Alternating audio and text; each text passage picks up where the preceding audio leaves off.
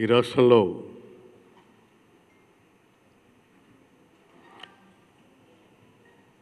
ఈఎస్ఐకి సంబంధించి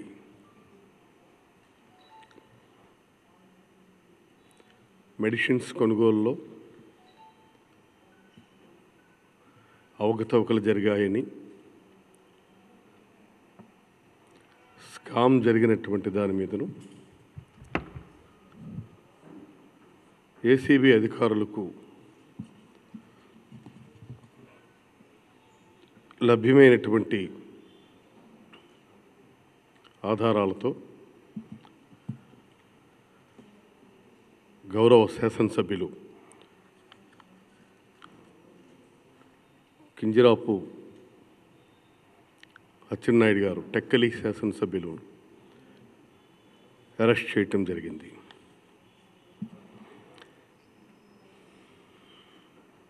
అయితే చాలామంది దాని మీదను ప్రొసీజర్స్ అబ్జర్వ్ చేయలేదని, మరికొంతమంది స్పీకర్ గారికి సమాచారం ఇవ్వలేదని,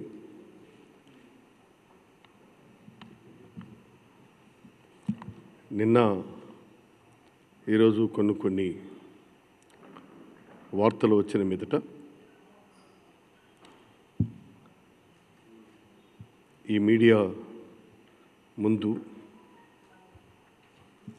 అటెండ్ అవటం జరిగింది. చాలా స్పష్టంగా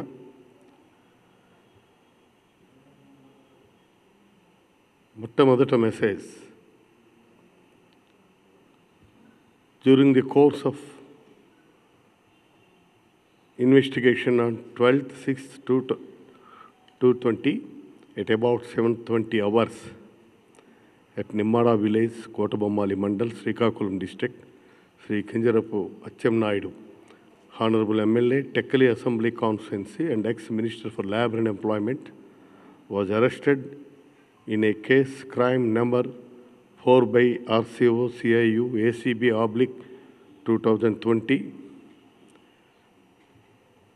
by US 13(1) C D R/W 13(2) of PC Act 1988 and 13(1) A/R/W 13(2) of PC Amendment Act 2018, Section 408, 420, 120 B IPC of ACB CIU AP.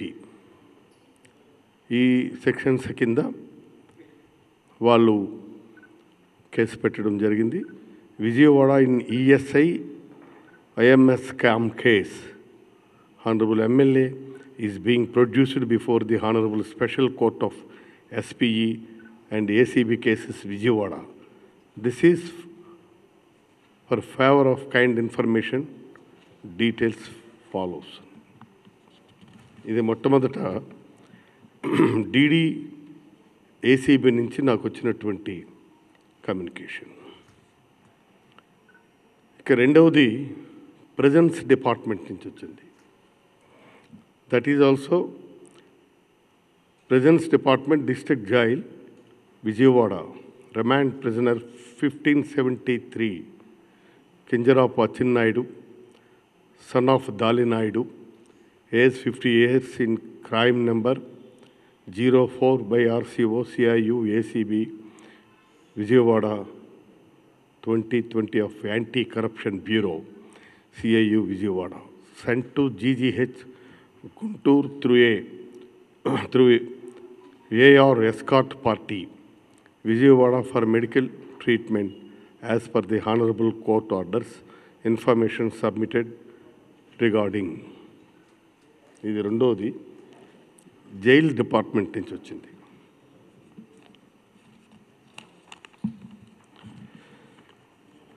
ఇక మూడవది office of the court of special judge, courts criminal arrest and remand of Shri Kinjarapu Atchannaidu, member of State Legislative Assembly, State of Andhra Pradesh, intimation as per Rule 17 of criminal rules of practice submitting regarding crime number 4 by RCO, CIU, ACB 2020 of Anti-Corruption Bureau, CIU, ACB, Vijayawada Police Station, registered for the offences under Section 13(1) A, C, and D, read with Section 13(2) of Prevention of Corruption Act 1988 and under Section 409, 420, and 120B of India Penal Code. ఇది మూడో intimation. కాబట్టి procedures సరిగా observe చేయలేదు, communication లేదన్నటువంటిది it is not correct. అన్నీ కూడా ప్రొసీజరికల్గానే వాళ్ళు చేయటం జరిగింది. అది మీకు ఒకసారి తెలియచేద్దామని చెప్పి ఈ ఇన్ఫర్మేషన్తో మీ దగ్గరికి రావడం జరిగింది. ఇక తర్వాత మనకి generally this kind of white collar offences are committed by those persons who are dressed in decent colours. Money laundering చట్టంలో మనకి యాక్చువల్గా ఇదే కాదు, ఇప్పుడు ఇది మనకి స్కామ్లో దొరికింది. దీని చుట్టూ అనేకమైనటువంటి డైమెన్షన్స్ కూడా ఉంటాయి. మనీ లాండరింగ్ కింద ఐపీసీ సెక్షన్ 120B, అలాగే నేరపూరితమైనటువంటి క్రిమినల్ కాన్స్పిరసీ కూడా యాడ్ చేస్తే మొత్తం ఈ వ్యవహారం వెనుక ఎందరున్నారో అన్నటువంటిది కూడా తెలుస్తుంది. ఈ రకంగా వందల కోట్ల ప్రజాధనాన్ని నిబంధనలకు విరుద్ధంగా దారి మళ్లించి దోచేసిన డబ్బుని మనీ లాండరింగ్ చట్టం ప్రకారం క్రైమ్ ప్రొసీడ్స్ ఉంటాయి. ఆ డబ్బుని నిష్కలంకమైన డబ్బుగా, అనగా అన్టైంటెడ్ డబ్బుగా చూపిస్తూ వివిధ లావాదేవీల్లో వాడుకొనే మదుపు పెట్టి ఆస్తులు కూడబెట్టడం, ఇది చట్ట ప్రకారం చాలా పెద్ద నేరం. సెక్షన్ 4 దీనికి మామూలుగా 7 ఏళ్లకు తక్కువ కాకుండా ప్రొసీజర్స్ ప్రకారం ఇవి ఏ విధంగా పనిష్మెంట్స్ ఉంటాయన్నటువంటిది అది వాళ్ళ చట్టంలో పేర్కొన్నట్టుగా వాళ్ళు తీసుకుంటారు. ఇది అయితే ఈ విధంగా జరుగుతున్నటువంటి దాంట్లో పేపర్లో కూడా చాలా వరకు చూసాం.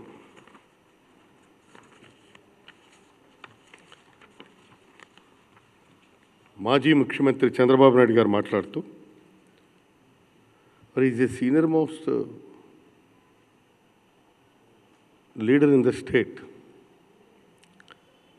3 తడవులుగా ముఖ్యమంత్రిగా చేశారు, వారికి అపారమైన అనుభవం ఉందని చెప్పుకుంటారు. నేరాలకు బీసీలకు సంబంధం ఏమిటండి?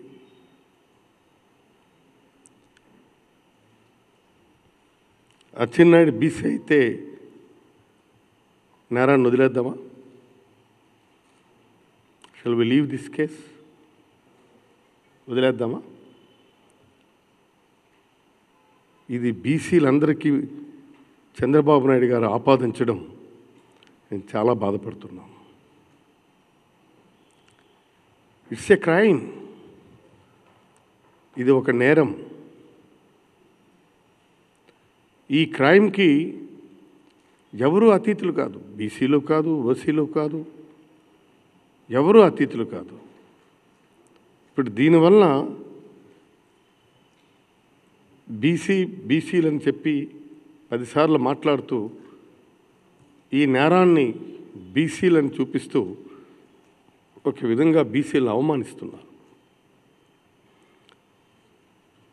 ఈ క్రైమ్ జరిగినప్పుడు అది బీసీయా, ఎస్సీయా, ఎస్టీయా, లేదు ఓసీయా అన్నటువంటిది ప్రశ్న కాదు కదా. Crime is a crime. క్రైమ్ని డీల్ చేస్తుండేటప్పుడు ఒక పెద్ద మనిషిగా మీరు ఇలాంటి మాట్లాడడం అది ఎంతవరకు సమంజసం? నేను అడుగుతున్నాను చంద్రబాబు నాయుడు గారిని. చంద్రబాబు నాయుడు గారు మీ ప్రభుత్వంలో ఈ అవినీతి జరిగిందా లేదా? స్ట్రైట్గా క్వశ్చన్ చేస్తున్నాం. బీసీ అయితే నేరం చేస్తే వదిలేయాలా? నేను అందుకే అంటున్నాను, నేనేమి నేరం చేయలేదు అని మీరు అనుకుంటే, నిన్న మీరు చెప్పారు అచ్చెన్నాయుడు గారికి అలాంటి సంబంధం లేదు దీంట్లో అని. When there is a investigating crime agency, వాళ్ళు ఒకవైపు నుంచి చేస్తుంటే మీరు నేరం లేదని చెప్తున్నారు. పోనీ ఎవరు చేసి ఉంటారు చెప్పండి? ఆయన చేయలేదు, ఇంకెవరైనా చేశారా? ఆయన చేశారన్నటువంటిది ఆధారాలు ఉన్నాయని వాళ్ళు అరెస్ట్ చేశామని ఏసీబీ వాళ్ళు బల్ల గుద్ది చెప్తున్నారు. పోనీ ఇంకెవరైనా చేశారా? మీకేమైనా ఐడియా ఉంటే చెప్పండి. అచ్చెన్నాయుడు కాదు ఇంకెవడైనా చేశాడని ఉంటే చెప్పండి. ఒకవేళ అచ్చెన్నాయుడే నేను ఈ నేరం చేయలేదని అంటే good, very good. Let him prove that he's innocent. నేను నేరం చేయలేదనుకుంటే బర్డన్ ఆఫ్ ప్రూఫ్ అని అచ్చెన్నాయుడు ఆయన రుజువు చేసుకోవాలా? ఇంకోటి అంటున్నారు, మీరు గోడగింతెళ్ళి తీసుకొని వచ్చారు అచ్చెన్నాయుడిని, ఇది కరెక్ట్ కాదు. ఓకే, ఇది ఇన్వెస్టిగేటివ్ ఏజెన్సీ, వాళ్ళు ముందే ఇంటిమేషన్ ఇస్తారు. మరి ఇవాళ ఏది వాళ్ళ ముందున్నటువంటి ప్రత్యామ్నాయాలు ఏముంటే అవి ఇన్వెస్టిగేటింగ్ ఏజెన్సీ అధికారులు అన్వేషిస్తారు, దాని ప్రకారం అరెస్ట్ చేస్తారు. దాక్కున్నటువంటి వాడిని పట్టుకునే బాధ్యత వాళ్ళదే కదా. ఇవాళ గోడకి ఎంత కాదు, అవసరం అనుకుంటే ఆకాశంలో ఉన్నా భూమిలో నక్కినా భూమి బద్దలు కొట్టైనా సరే ఏజెన్సీ ఖచ్చితంగా పట్టుకోవాల్సినటువంటి బాధ్యత ఉంది. అది వాళ్ళ ఫండమెంటల్ డ్యూటీ, అది వాళ్ళ ప్రైమ్ డ్యూటీ. దానికోసం అన్నటువంటిది తీసుకొని వచ్చేసినారని రాజకీయ లబ్ధి కోసం మీరు బీసీలను అవమానించడం సరికాదు బాబు. It's not fair, it's not correct. ఇవాళ మా బీసీలందరినీ మీరు ఈ బురదని మా మీద జల్లుతున్నారు. మీ పార్టీలో ఉన్న ఒక శాసనసభ్యుడు చేసినటువంటి క్రైమ్ తాలూకా బురదని మా బీసీలందరి మీద, బలహీన వర్గాలందరి మీద మీరు బురద చల్లే ప్రయత్నం చేస్తున్నారు. ఈ నేరాన్ని అడ్డం పెట్టుకొని మీరు బీసీల్లో చిచ్చు పెట్టే ప్రయత్నం చేస్తున్నారు. ఇది కరెక్ట్ కాదు. ఇంకోటి అంటున్నారు, అచ్చెన్నాయుడు ఉగ్రవాద బందిపోట అలాగే అరెస్ట్ చేశారంటున్నారు. అచ్చెన్నాయుడు ఉగ్రవాద బందిపోటని మేమెవరు అనలేదే.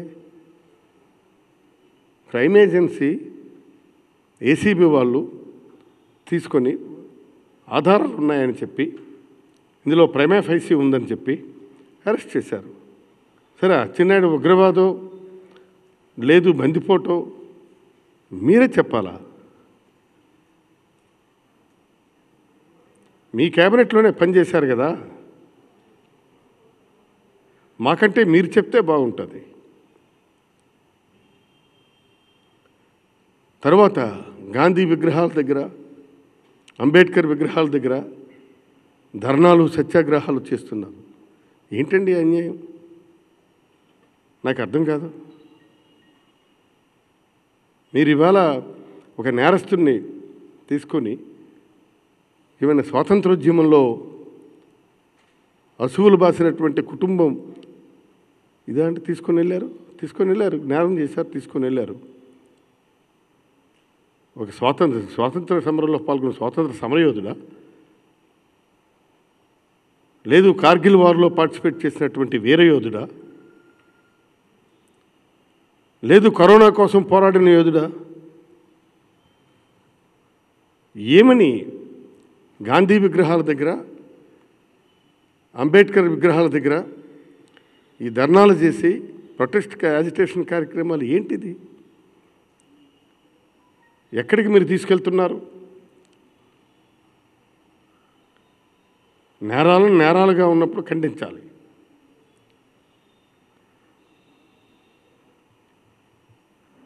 ఇవి దానివల్ల ఆ మహనీయుల్ని మహాత్ముల్ని మనం అవమానించినట్లు కాదా ఇది?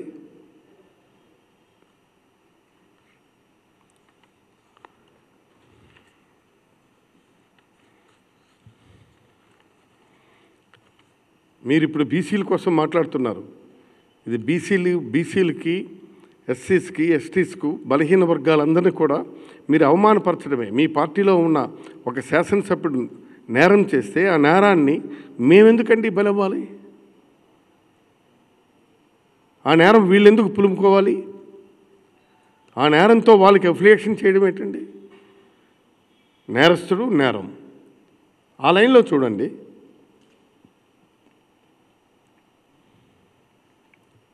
మీరు అలా మాట్లాడితే బీసీలకు ఇంకా మీ మీద ఏ విధంగా నమ్మకం ఉంటుందండి?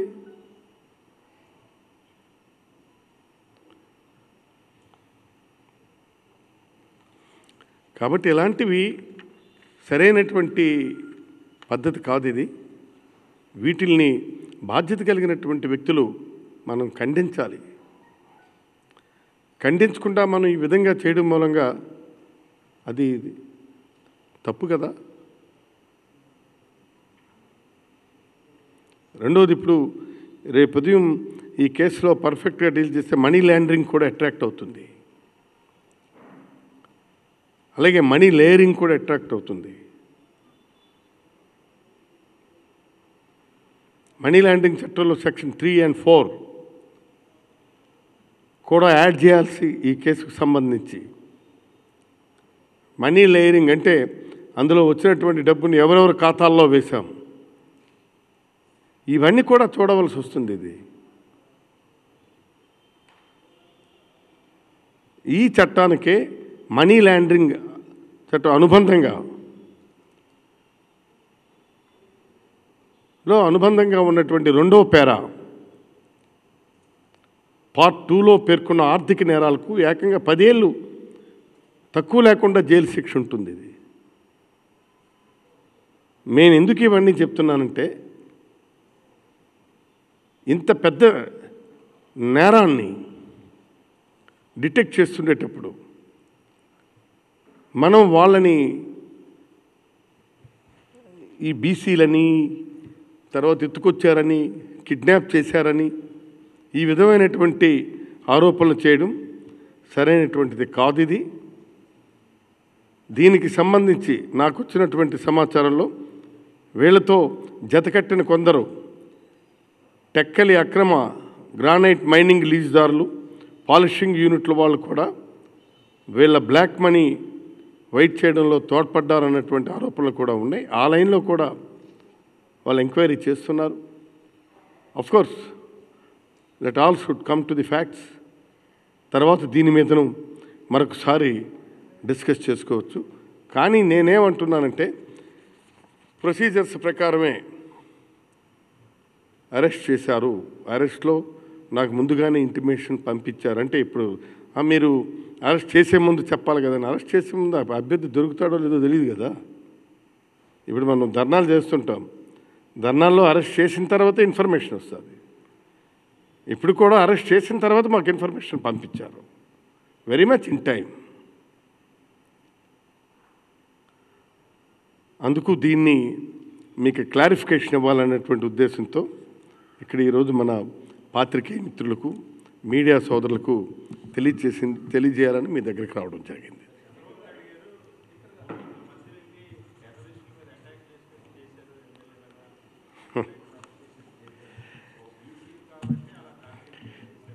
నేను అదే చెప్తున్నాను కదా, ఇప్పుడు నక్సలైట్లు, బందిపోట్లు వాళ్ళని వదలరు, కరుడుగట్టిన నేరస్తుల్ని వదలరు, ఈ విధమైనటువంటి ఆర్థిక నేరగాలని వదలరు. ఇది లిటరల్గా ప్రజాధనాన్ని దుర్వినియోగం చేశారు. ఇంకోటి గమ్మత్తు ఏమిటంటే, బీసీలు అంటున్నారు. ఈ స్కామ్లో గురైనటువంటి వాళ్ళు ఎవరు? కార్మికులు. కార్మికులకు రావాల్సినటువంటి వీటిల్ని మీరు ఈ విధంగా చేస్తే కార్మికుల్లో ఎవరుంటారు? మెజారిటీ ఆఫ్ నీటికి 90% మంది బీసీలు, ఎస్సీలు, ఎస్టీలు, ముస్లిమ్స్, మైనారిటీసు వీళ్ళే ఎక్కువ ఉంటారు. వాళ్ళకి రావాల్సినటువంటి, వాళ్ళకి చేరాల్సినటువంటి ఈ బెనిఫిట్స్ని బీసీ పేరుతో మనం కొట్టేసి వాళ్ళని అడుగుతొక్కే ప్రయత్నాన్ని ఏమనాలి?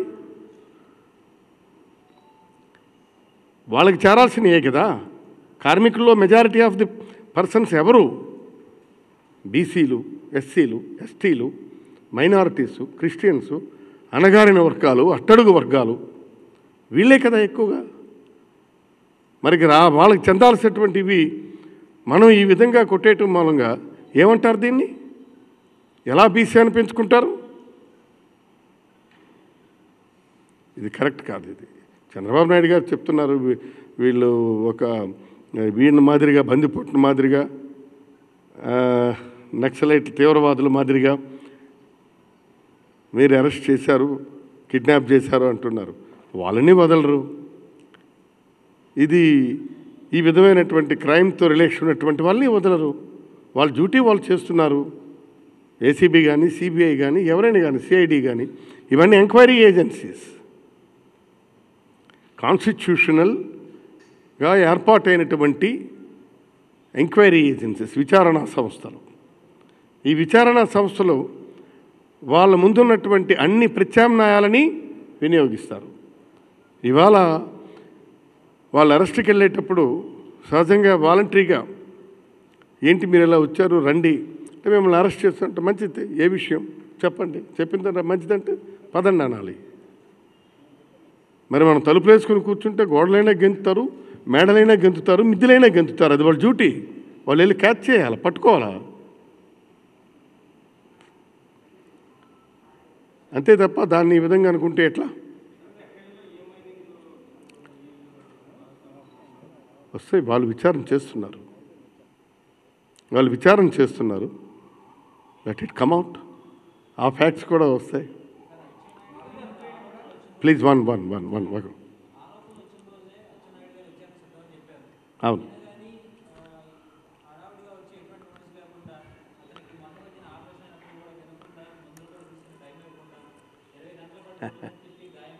ఏడు గంటల 20 నిమిషాలకి మార్నింగ్ చేశారు. వాళ్ళకి there is a prior intimation. ఇక రెండవది మీరేమన్నారు ఇప్పుడు? Operation okay. అందుకే ఇమీడియట్గా CM himself is ordered him. ఒకటి తర్వాత రెండవది ఇంకోటి ఏమన్నారు మీరు? అచ్చెన్నాయుడు గారిని ఏదో అన్నారు మీరు అడిగే ముందు. విచారణ నిమిత్తం ఇంటిమేషన్ లేకుండా ఆధారాలు స్పష్టంగా వాళ్ళకి దొరికిన తర్వాత, ఆధారాలు ఉన్నప్పుడు ఖచ్చితంగా వాళ్ళు స్ట్రైట్గా వెళ్ళి అరెస్ట్ చేయొచ్చు. ఎంక్వైరీ ఏజెన్సీస్కి ఉన్నటువంటి విశేషమైన అధికారం అది. వాళ్ళ దగ్గర స్పష్టమైన ఆధారాలు ఉన్నప్పుడు వాళ్ళు వెళ్ళి అరెస్ట్ చేయొచ్చు. మీకే బాడు వెళ్తే తెలుస్తుంది. ఇప్పుడు ఎన్ని కోట్లు వచ్చాయన్నటువంటిది వాళ్ళు చెప్తున్నారు. 100 కోట్లని, 150 కోట్లని, ఇవన్నీ ఉన్నాను. I let it comes out.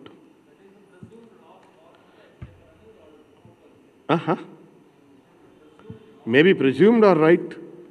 మనం అప్పుడే ఏముంది, ఇంక విచారణ పూర్తి కాలేదు కదా. విచారణ పూర్తయితే ఏ దాని కింద, ఏ సెక్షన్ కింద ఏది అట్రాక్ట్ అవుతుంది అన్నటువంటిది when they are filing the charge sheet. Before filing the charge sheet you can't say like this.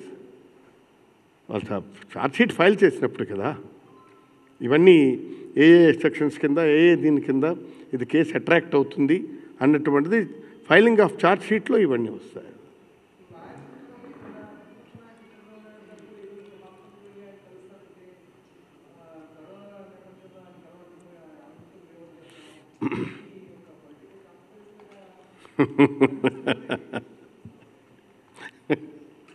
Correct lens of గ్లాన్స్లో చూస్తే అది ఎలా కనబడుతుందని తెలుస్తుంది.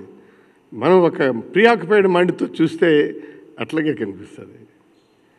నేను అదే అంటున్నాను, ఇది పొలిటిసైజ్ చేయకుండా, బీసీ వర్గాలను ఆపాదించకుండా, నేరాన్ని నేరంగా, నేరస్తుడిగా మనం ట్రీట్ చేస్తే దీంట్లో మెరిట్స్ డిమెరిట్స్ మీకు కరెక్ట్గా కనిపిస్తుంది.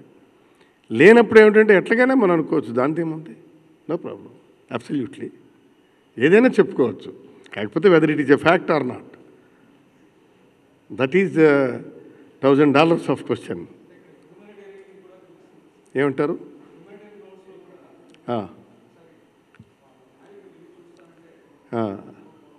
అక్కడ ఉన్నటువంటి సర్కమస్టెన్సెస్, ప్రివైలింగ్ సర్కమస్టెన్స్ ఏంటో మీకు నాకు తెలియదు కదా. అది ఏంటి చెప్పండి. అలాగే ఎల్లుండి మనం వెళ్తున్నాం కదా, దానికి కాదు కనిపించేదాన్ని గట్టెక్కి చూడడం ఎందుకు? ఏమంటారు? నాకు అర్థం కాల. So because of this covid and corona దృష్టిలో పెట్టుకొని, కరోనాని దృష్టిలో పెట్టుకొని governor would like to address both the houses on video conference. Remaining ఇదేం లేదు, మీరు ఆయన కోరుకున్నారు అది. సో వెన్ గవర్నర్ సెడ్ ఆయనే అడ్రస్ చేయాలా, అందుకు మనం ఆ విధంగా తీసుకోవాల్సి వచ్చింది అన్నటువంటిదే నా అభిప్రాయం. నాకు ఒకరు మాట్లాడాలా? అవును, ఓకే. అందుకే రావాలా రాకూడదు అన్నట్టు దట్ ఈస్ దేర్ ఆప్షన్. కాకపోతే మేమైతే సమన్ చేయాలి కదా. వెన్ హీ సెడ్ నేను అటెండ్ అవ్వను అన్నటువంటిది మన దగ్గర సమాచారం లేదు. కానీ సమన్ అన్నటువంటిది ఖచ్చితంగా అందరి సభ్యులకి చేయాలి. It's a constitutional. సో మేము సమన్ చేస్తాం. వాళ్ళ దీన్ని బట్టి ఇక్కడ వాళ్ళు రావచ్చు, రాకపోవచ్చు.